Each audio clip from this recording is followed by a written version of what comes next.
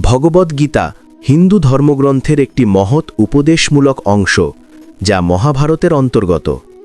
এতে শ্রীকৃষ্ণ অর্জুনকে কুরুক্ষেত্র যুদ্ধে ধর্ম, কর্ম এবং আত্মার প্রকৃতি নিয়ে যেসব উপদেশ দেন, তা আজও মানুষকে সঠিক পথ দেখায়। শ্রীকৃষ্ণ বলেন, মানুষের কর্তব্য হচ্ছে নিজের কর্ম করে যাওয়া, ফলের চিন্তা না করা। কর্মে অধিকার আছে, ফলে নয়। তিনি আত্মার অমরত্ব ব্যাখ্যা করে বলেন, আত্মা জন্ম নেয় না, মরে না, এটি চিরন্তন, অবিনাশী। গীতা আমাদের শেখায় জীবনের সংকটে স্থিতিধী হয়ে ধর্মপথে এগিয়ে চলা এবং আত্মজ্ঞান লাভের মাধ্যমে মুখ্যের পথে যাত্রা করা। শ্রীকৃষ্ণ আরও বলেন, যে ব্যক্তি রাগ, লোভ ও মোহ ত্যাগ করে, সে প্রকৃত জ্ঞানী ও যোগী। গীতা অনুযায়ী যোগ মানে শুধুমাত্র ধ্যান নয়, বরং জীবনের প্রতিটি কাজে একাগ্রতা ও সাম্যবোধ রাখা। তিনি অর্জুনকে বোঝান, যখন মানুষ তার সমস্ত কর্ম ঈশ্বরকে উৎসর্গ করে এবং নিজেকে কেবল এক মাধ্যম হিসেবে দেখে, তখন সে বন্ধন থেকে মুক্তি পায়। গীতা জোর দেয় স্বধর্ম বা নিজের ধর্ম পালন করার ওপর। অন্যের ধর্ম পালন যতই ভালো মনে হোক না কেন, তা পরিত্যাজ্য। শ্রীকৃষ্ণ অর্জুনকে অনুপ্রেরণা দেন যে যুদ্ধ শুধু বাহ্যিক নয়, আত্মিক দ্বন্দ্বেরও প্রতীক, যেখানে জয় মানে সত্য, ন্যায় ও আত্মজয়। এইভাবে ভগবদ্গীতা মানুষের মানসিক, নৈতিক ও আধ্যাত্মিক বিকাশের এক অমূল্য পথনির্দেশ, যা যুগে যুগে মানুষকে আত্মশুদ্ধির পথে পরিচালিত করে চলেছে। গীতার আরেকটি মৌলিক উপদেশ হল স্থিতপ্রজ্ঞতা। যে ব্যক্তি সুখ ও দুঃখ, লাভ ও ক্ষতি, জয় ও পরাজয় সমভাবে স্থির থাকে, সেই প্রকৃত জ্ঞানী। শ্রীকৃষ্ণ বলেন, মনের ওপর নিয়ন্ত্রণ প্রতিষ্ঠা করাই হল আসল বিজয়। যে ব্যক্তি ইন্দ্রিয়কে বশে আনতে পারে, সে জীবনযুদ্ধে সত্যিকারের সফল। গীতায় নিষ্কাম কর্মযোগের শিক্ষা বারবার উঠে এসেছে, অর্থাৎ এমনভাবে কাজ করা যেখানে নিজের লাভ লোকসানের চিন্তা না করে শুধু কর্তব্য পালনই মুখ্য। অর্জুনের মতো আমাদের প্রতিদিনের জীবনে নানা দ্বিধা, সংশয় ও দায়িত্বের মুখোমুখি হতে হয়। শ্রীকৃষ্ণের উপদেশ আমাদের শেখায় যে জীবনের যুদ্ধক্ষেত্রেও আমাদের আত্মবিশ্বাস ও বিশ্বাস অটুট রাখতে হবে। ঈশ্বরে পরম ভক্তি, আত্মনিয়ন্ত্রণ এবং নিজস্ব ধর্মে অটল থাকা, এই তিনটি পথই আমাদের মুখ্য বা আত্মমুক্তির দিকে এগিয়ে নিয়ে যায়। গীতার উপদেশ কেবল ধর্মীয় নয়, এটি প্রতিটি মানুষের জীবন দর্শনেরও মূল ভিত্তি। ভগবদ্গীতার ১৬ অধ্যায়ে শ্রীকৃষ্ণ দৈব আসুর সম্পদ প্রসঙ্গে বলেন, মানুষের চরিত্র দুটি ধরনের গুণে গঠিত হয়, দৈব, দিব্য এবং আসুরিত, অশুভ। দৈবগুণ যেমন অহিংসা, সত্যবাদিতা, দয়া, তিতিক্ষা ও আত্মসংযম মানুষকে পরিশুদ্ধ করে এবং মুক্তির পথে এগিয়ে নিয়ে যায়। অপরদিকে আসুরি গুণ, অহংকার, রাগ, হিংসা ও মোহ, এই সব মানুষকে বন্ধনে জড়ায় ও পতনের দিকে ঠেলে দেয়। গীতা আমাদের শেখায় যে নিজের গুণাবলীর ওপর সচেতন দৃষ্টি রাখা এবং ক্রমাগত আত্মশোধনের চেষ্টা করাই প্রকৃত সাধনা। অন্যদিকে নবম অধ্যায় রাজবিদ্যা, রাজগুহ্য যোগে শ্রীকৃষ্ণ বলেন, ভক্তি হল ঈশ্বরপ্রাপ্তির সরলতম ও শ্রেষ্ঠ পথ। তিনি আশ্বাস দেন, যে ভক্তি ও নিষ্ঠার সঙ্গে আমাকে স্মরণ করে, আমি তার সকল পাপ মোচন করে তাকে আমার আশ্রয় নিয়ে আসি। এই নিঃস্বার্থ করুণা এবং প্রেমই ভগবানের আসল রূপ, যা গীতায় বারবার উঠে আসে। শেষ অধ্যায়ে শ্রীকৃষ্ণ অর্জুনকে বলেন, তোমার সমস্ত ধর্ম ও কর্তব্য আমাকে অর্পণ করো, আমি তোমাকে সমস্ত পাপ থেকে মুক্ত করব, ভয় করো না। এই চূড়ান্ত উপদেশে তিনি আত্মসমর্পণের মহিমা ব্যাখ্যা করেন, যেখানে আত্মবিশ্বাস, নিষ্কাম কর্ম এবং ঈশ্বরভক্তি একত্রে আত্মমুক্তির পথ দেখায়। এইভাবে ভগবদ্গীতা শুধুমাত্র যুদ্ধক্ষেত্রের এক উপদেশ গ্রন্থ নয়, বরং প্রতিটি মানুষের অন্তর্জগতে চলা প্রতিদিনের যুদ্ধের দিশারি। এটি আমাদের শেখায় কিভাবে জীবনের প্রতিটি মুহূর্তে ধৈর্য, সাহস ও জ্ঞানের সঙ্গে পথ চলতে হয়। ভগবদ্গীতার সর্বশেষ শিক্ষা আমাদের মনে করিয়ে দেয় যে জীবন নিজেই এক যজ্ঞ। এখানে প্রতিটি কাজ, প্রতিটি সম্পর্ক, এমনকি প্রতিটি সংকটও এক একটি আত্মোন্নতির সুযোগ। শ্রীকৃষ্ণ অর্জুনকে বলেন, যা কিছু তুমি করো, যা কিছু খাও, যা কিছু দান করো, যা কিছু তপস্যা করো, সবই আমায় উৎসর্গ করো। এর মাধ্যমে তিনি বুঝিয়ে দেন যে জীবনের প্রতিটি কর্ম যদি ঈশ্বর চিন্তা ও নিষ্কাম মানসিকতার মাধ্যমে সম্পন্ন হয়, তবে সেটিই হয়ে ওঠে মুক্তির পথ।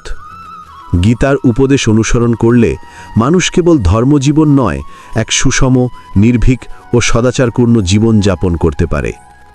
আধুনিক জীবনের দুঃখ, হতাশা, ব্যর্থতা বা টানাপোড়েন এসবের মাঝেও গীতা আমাদের শেখায় কিভাবে স্থির থাকতে হয়, কিভাবে নিজের অন্তর্জগতে আলো জ্বালাতে হয়।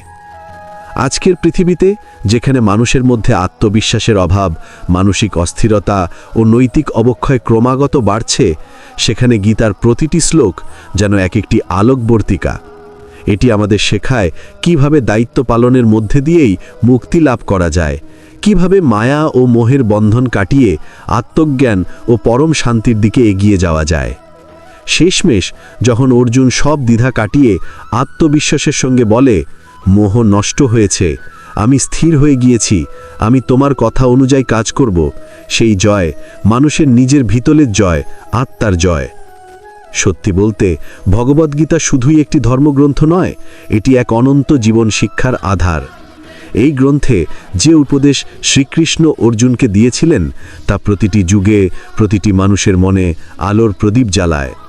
আমাদের প্রত্যেকের জীবনেই এক একটি কুরুক্ষেত্র, ভিতরের দ্বন্দ্ব, বাইরের দায়িত্ব, নৈতিকতার টানাপোড়েন, ভয়, ক্লান্তি আর হতাশা, এই সবের মাঝেই গীতার উপদেশ আমাদের শক্তির উৎস হয়ে দাঁড়ায়।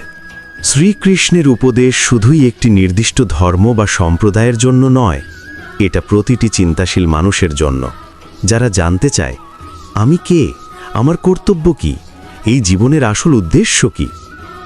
গীতা আমাদের আত্মবিশ্বাস শেখায়, শৃঙ্খলা শেখায়, আত্মত্যাগ শেখায়। এটি বলে জীবনের সাফল্য মানে শুধু বাহ্যিক জয় নয়, বরং নিজের মন, বাসনা এবং ভয়কে জয় করাই হলো প্রকৃত বিজয়। ভগবদ্গীতার প্রতিটি শ্লোক যেন সময়ের চেয়েও বেশি সমসাময়িক। আজকের পৃথিবীতে যেখানে মানুষ প্রযুক্তিতে এগিয়ে গেলেও মানসিকভাবে দুর্বল হয়ে পড়ছে, সেখানে গীতা আমাদের শিখায় কিভাবে বাইরের গোলমালের মাঝেও ভেতরের নীরবতা বজায় রাখতে হয়। সবশেষে আমরা যদি শ্রীকৃষ্ণের সেই অনন্ত আহ্বানটি মনে রাখি, সর্বধর্মান পরিত্যাজ্য মামেকম শরণম ব্রজ, আহং ত্বাম সর্বপাপেভ্যো মোক্ষয়িষ্যামি মা শুচা। অর্থাৎ তুমি সমস্ত ধর্ম, কর্তব্য, দ্বিধা, সংস্কার পরিত্যাগ করে শুধু আমার শরণে এসো, আমি তোমাকে সকল পাপ থেকে মুক্তি দেব, ভয় করো না। তাহলেই আমরা বুঝতে পারি ঈশ্বরের প্রতি সম্পূর্ণ আস্থা আর নিজের কর্তব্য পথে অটল থাকা, এই দুই হল জীবনের চরম সত্য। তাই ভগবদ্গীতার শিক্ষা কেবল যুদ্ধক্ষেত্রে সংকট নিরসনের জন্য নয়, এই শিক্ষা জীবনের প্রতিটি ক্ষেত্রেই প্রাসঙ্গিক। পরিবারে, সমাজে, কর্মস্থলে বা একাকিত্বের গভীর মুহূর্তে এই উপদেশ আমাদের জানিয়ে দেয়, বাহ্যিক পরিবর্তন যতই হোক, প্রকৃত শান্তি আসে অন্তরের স্থিরতা থেকে। গীতা আমাদের বলে সমতাই হলো প্রকৃত যোগ। সুখে যেমন দম্ভ নয়, দুঃখে তেমন ভয় নয়, এই অবস্থানে পৌঁছাতে পারাই হলো যোগের চূড়া। শ্রীকৃষ্ণ বলেন, যে ব্যক্তি সকল প্রাণীতে নিজেকে দেখে এবং সকলকে নিজের মধ্যে অনুভব করে, সে কখনো একা বোধ করে না, বিচ্ছিন্ন হয় না। আজকের পৃথিবীতে যেখানে আত্মকেন্দ্রিকতা বাড়ছে, এই শিক্ষা এক বিশ্ব মানবতার বার্তা। শ্রীকৃষ্ণ আরও বলেন, আত্মা কখনো মরে না, আত্মা কখনো জন্মায় না, আত্মা অজর, অমর, অবিনাশী। এই শিক্ষা আমাদের মৃত্যু ভয় দূর করে, আমাদের জানায় আমরা কেবল একটি দেহ নই, আমরা এক অনন্ত সত্তা, যার যাত্রা বহু জন্ম ধরে চলছে। গীতা আমাদের এই বিশাল দৃষ্টিভঙ্গি দেয়, যেখানে জীবন, মৃত্যু, ব্যর্থতা বা সাফল্য সবই এক বৃহৎ পথে যাত্রার অংশ মাত্র। আর গীতার সবচেয়ে বড় শক্তি হল তার নিরপেক্ষতা। সে কোনো জাত, ধর্ম, লিঙ্গ বা সময়কে নয়, সে মানুষের আত্মাকে লক্ষ্য করে কথা বলে। তার ভাষা হৃদয়ের ভাষা, যেখানে বিশ্বাস আছে, সমর্পণ আছে, আবার জাগরণের ডাকও আছে। আজ যদি আমরা ভগবদ্গীতাকে শুধু পড়ি না, বরং হৃদয়ে ধারণ করি, তাহলে আমরা বুঝতে পারি এই পৃথিবীটা এক বিদ্যালয়, আমরা সবাই এর ছাত্র। প্রতিটি অভিজ্ঞতা আমাদের শেখায়, প্রতিটি ব্যথা আমাদের তৈরি করে, আর প্রতিটি সম্পর্ক আমাদের আয়না দেখায়। আজকের এই দুনিয়ায় যেখানে মানুষ বাহ্যিক প্রগতির পেছনে ছুটছে, সেখানে ভেতরের শান্তির অভাব দিনকে দিন প্রকট হচ্ছে। প্রযুক্তির হাত ধরে আমরা হয়তো দূরত্ব মেপে ফেলেছি, কিন্তু হৃদয়ের দূরত্ব কখনো এত বেশি ছিল না। এখানেই ভগবদ্গীতার প্রয়োজনীয়তা আজ আরও গভীরভাবে অনুভূত হয়।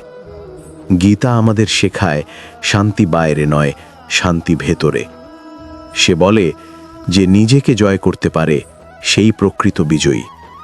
এই আত্মজয়, এই অন্তর্জগতের শুদ্ধতা এমন এক শক্তি যা বাহ্যিক যে কোনো সাফল্যের চেয়েও অনেক বেশি স্থায়ী।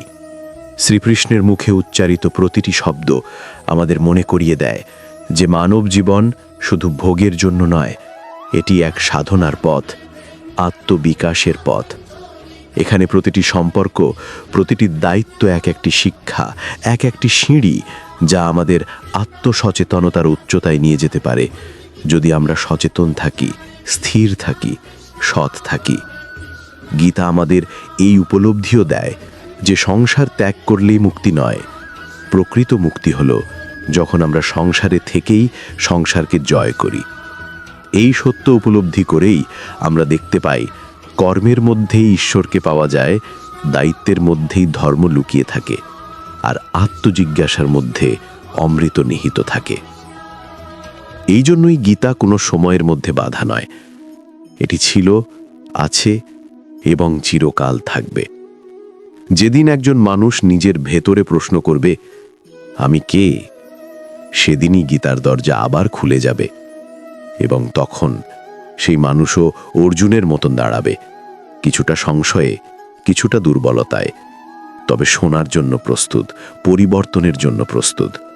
আর শ্রীকৃষ্ণ, তিনি তো চিরকাল দাঁড়িয়ে আছেন ধৈর্যের সঙ্গে, মমতার সঙ্গে এবং সেই চিরন্তন হাসি নিয়ে, যিনি শুধু বলবেন যখন যখন ধর্মের হানি হয় আমি তখন তখন অবতীর্ণ হই। তবে প্রশ্ন থেকে যায়, আজ আমরা গীতাকে কতটা জানি? আর তার থেকেও বড় প্রশ্ন, আমরা গীতাকে কতটা মানি? এটি শুধু স্মরণীয় বাণী নয়, এটি জীবন গড়ার পথ। এই শিক্ষার আলো যদি ঘরে ঘরে পৌঁছায়, তাহলে সমাজ শুধু উন্নতই হবে না, মানবিকও হবে। প্রতিটি পিতা যদি সন্তানকে শেখায়, কাজ করো কিন্তু ফলের মোহে বাঁধা পড়ো না। প্রতিটি শিক্ষক যদি ছাত্রকে শেখান, জ্ঞানই পরম ধন। প্রতিটি নেতা যদি গীতার মতো নির্লোভ, নির্ভীক আদর্শকে গ্রহণ করেন, তাহলে সমাজের অন্ধকারে আলো দেখা যাবে। ভগবদ্গীতা কোনো পুরাতন শাস্ত্র নয়, এটি প্রতিদিনের জীবন জিজ্ঞাসার উত্তর। এটি সেই আয়না যেখানে আমরা নিজের আসল রূপ দেখতে পাই।